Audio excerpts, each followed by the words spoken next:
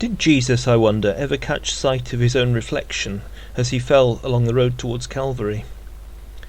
Well, certainly not in any of the dozens of plate glass shop windows that we're used to seeing, but maybe perhaps in the polished metal of a Roman breastplate or the surface of a shield. He had a moment when he saw his own image. Falling over in the street makes you naturally feel self-conscious. I slipped over going for a walk on the ice a few weeks ago myself, and my first instinct, I remember, was to look round to see if anybody'd noticed. I got up again as quickly as possible so as not to draw attention to myself and brushed down the dirt from my clothes, pretended nothing had happened. There aren't many situations you can easily imagine that express the imbalance of power between one human being and another as starkly as where somebody has collapsed on the ground and the other stands over them, looking down with indifference or contempt. And perhaps above, as the victim looks up from the ground, there's a quick view of the sky above, vast, empty and clear.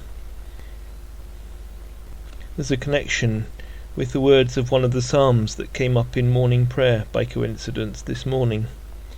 Oh, that I had the wings of a dove, I would fly away and be at rest, I would flee far away and be in the desert, I would hurry to find a place of shelter, far from the tempest and the storm.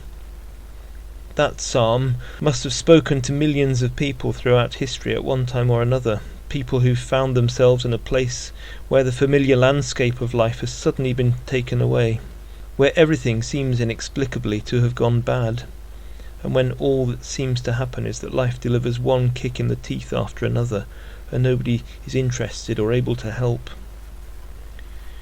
The Psalms are that great prayer book of the Old Testament, and they reflect in different places all sorts of things: joy, elation, thanksgiving to God, faithfulness, contentment, peace, calm, faith. But they also reflect anger and horror and despair. There are psalms that are full of rage at the injustice that makes life a misery, and the unfairness of a God who says that he loves people, but lets the world get away with murder and says nothing. Sometimes they cry out in their confusion. Sometimes they just bay for revenge on Israel's enemies. And sometimes they even express the cold, numb feeling that comes when you begin to realise that it's your very own friends who are betraying you, who are twisting the knife in your back, and who gloat as you fall on the ground. The psalm I just quoted is one of them. It's not my enemies who taunt me, I could bear that, or not my adversaries, I could have hidden from them.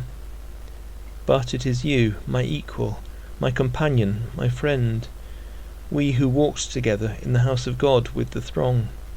Let death come upon them, says the psalm, let them go down alive into Sheol.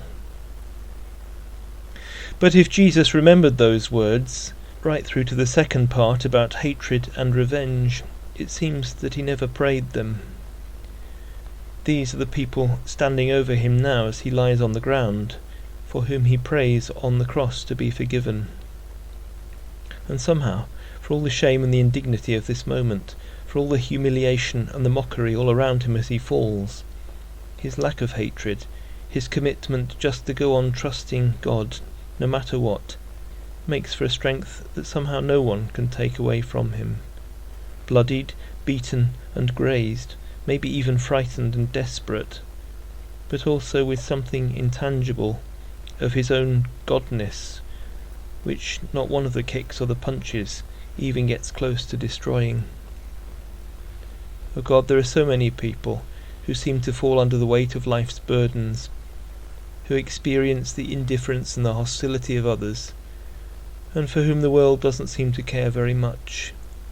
I pray so badly that the final words of that psalm may be for them too.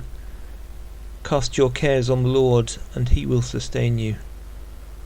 He will never let the righteous fall. As for me, O God, I trust in you.